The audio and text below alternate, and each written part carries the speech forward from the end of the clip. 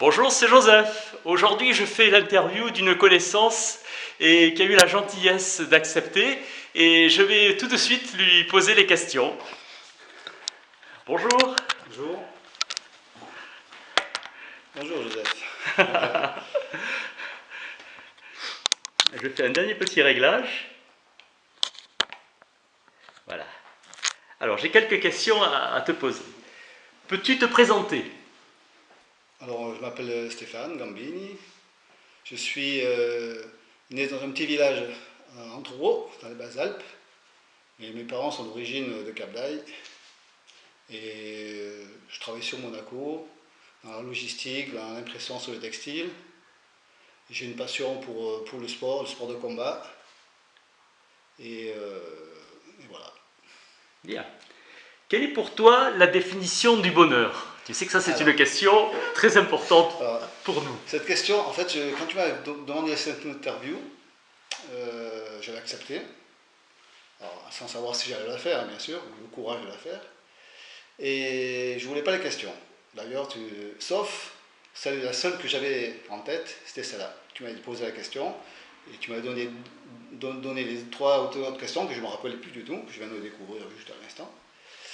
Et en fait, bon, cette question, tu sais, dans la nuit, depuis 2 ou 3 mois, elle me tourne plus du nez dans la tête. Les nuits, j'ai du mal à dormir, j'ai des acouphènes, et je me suis dit, ah, il faut que je sois à la hauteur. Mais pourquoi un mec, une personne brillante comme toi, qui a l'habitude de fréquenter des métaphysiciens, des philosophes, demande l'avis d'une personne comme moi? Je ne dis pas d'une personne quelconque, mais d'une personne autodidacte, euh, qui connaît la vie, mais la vie de tous les jours, sans avoir fait des études poussées. Et donc je me suis posé la question, je me suis dit, il faut que je sois à la hauteur, il faut que je dise des choses différentes des autres pour être original. Il faut que, après j'ai réfléchi, alors est-ce que le bonheur, vraiment il existe, le bonheur? Est-ce que le bonheur, qui dit bonheur, dit malheur? Moi je suis cartésien, alors, le bonheur ne devrait pas exister, je me suis mis plein des films dans la tête. Ensuite je me suis dit, plein d'idées, et puis en fait, j'en arrivais disons, à la conclusion, surtout ces derniers temps. J'ai réfléchi beaucoup et je me suis dit, le bonheur, c'est des émotions, c'est des sensations, c'est plein de trucs comme ça. Mais en fait, en réfléchissant bien, le bonheur, pour moi, c'est la santé. La santé physique, la santé mentale, avoir tous ces sens, les 5 sens. Parce que si on n'a pas ça, si on n'a pas la santé, on n'apprécie rien. Je prends l'exemple, j'ai eu un accident, je me suis cassé les deux bras. Rien que ça, pour manger, pour se laver, pour faire des trucs banals qu'on fait dans la vie, on ne se rend pas compte à quel point, rien que le fait d'avoir ça, qui est juste une étape, parce qu'on sait très bien qu'on va être soigné, quand on n'a plus ça, qu'on est guéri, on se dit que ça c'est le bonheur. Quand on va voir quelqu'un, quand on visite quelqu'un à l'hôpital, et qu'on sort, on se dit quel bonheur de marcher, quel bonheur d'avoir la liberté de faire ce qu'on veut. Le bonheur, la santé, ça fait on peut, on va dire, si quelqu'un qui a perdu son travail, il peut lutter parce qu'il a la santé. S'il n'a pas la santé, il ne peut pas lutter, il va s'engouffrer dans une dépression, il va pas le. Si quelqu'un a de l'argent qui veut dépenser, mais s'il n'a pas la santé, il ne pourra pas apprécier les bons moments de partage avec les différentes cultures.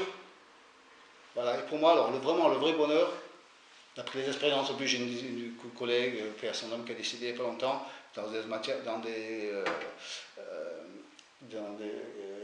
c'était atroce, elle était en traitement, en chimio, tout ça.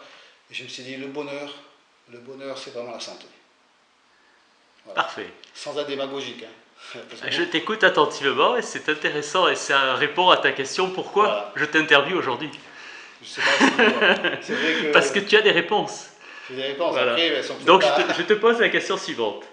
Que faire pour que le monde soit meilleur, selon toi? Que faire pour que le monde soit meilleur? Moi je pense honnêtement, alors là on va passer au niveau plus, on va dire, plus pratique, c'est le partage. Parce que dans la vie, pour moi j'ai vu une émission il n'y a pas longtemps sur Planète, et absolument, il y a combien? Il y a peut-être 100 familles dans le monde qui possèdent à peu près 80% de la richesse au monde.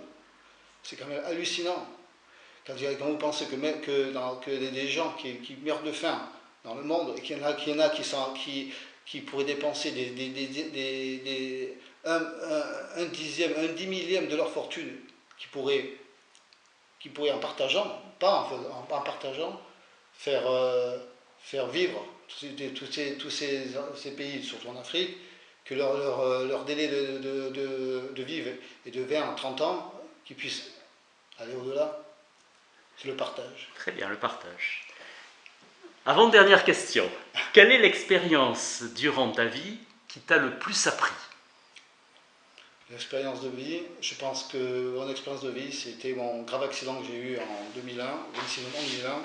Donc je rentrais directement à la maison, je me suis fait renverser par une voiture qui a pris une délit de fuite, qui a fait un délit de fuite. Et à ce moment-là, j'ai eu moi qui étais sportif, qui devait passer des diplômes de sport pour être professeur de sport, enfin de sport de combat. J'ai eu ma vie brisée. J'ai eu la jambe brisée, ma vie brisée. Mais à force d'y croire, à force de faire de la rééducation, à force de ne pas penser au négatif, j'ai fait une rééducation telle qu'il y a un 10 millième qui récupère comme j'ai récupéré moi d'une fracture communautaire du fémur. Bravo. Et cette expérience, ça m'a plein de chance. Ça fait que, au bout du compte, c'est des mauvais moments que j'ai partagés tout seul. Bien sûr, il y avait des amis, de la famille qui m'ont aidé, mais ça m'a appris que ces moments difficiles, c'est très dur, tu les vis tout seul, alors que, et c'est pour ça que, au bout du compte, les bons moments, il faut les vivre intensément, personnellement, pour soi-même. Parce que quand vous avez des mauvais moments, c'est vous qui souffrez. Alors quand il y a des bons moments, il faut vivre pour soi-même. Excellent. Sans être égoïste. Bien sûr. Excellent. Je te pose la dernière question. Quelle est la question que tu aurais aimé que je te pose et que je n'ai pas fait? La question que tu me poses, est-ce que tu es content d'être toi-même? Est-ce que tu aurais voulu être quelqu'un d'autre? Personnellement? Non, moi. Ah bon? Parce que bon, c'est toi, c'est ton jour. La question que tu me poses, est-ce que tu aurais aimé être quelqu'un d'autre? Ah voilà. Est-ce que tu aurais aimé être quelqu'un d'autre? Bien sûr qu'on a. Alors, bien évidemment, on aurait aimé être quelqu'un de connu, quelqu'un qui a fait des exploits, qui a fait des recherches, qui a fait qui a fait des. Et au bout du compte, non. Parce que j'ai eu tellement du mal, depuis ma jeunesse, de m'améliorer sur mes qualités et sur mes défauts surtout, et d'augmenter toutes mes qualités que j'avais en positif, que je me suis habitué à être moi-même. Bon, bah écoute, parfait. Parfait. Bon, mais vous avez écouté attentivement cette interview, très enrichissante. Je vous embrasse tous et toutes très très fort. À bientôt.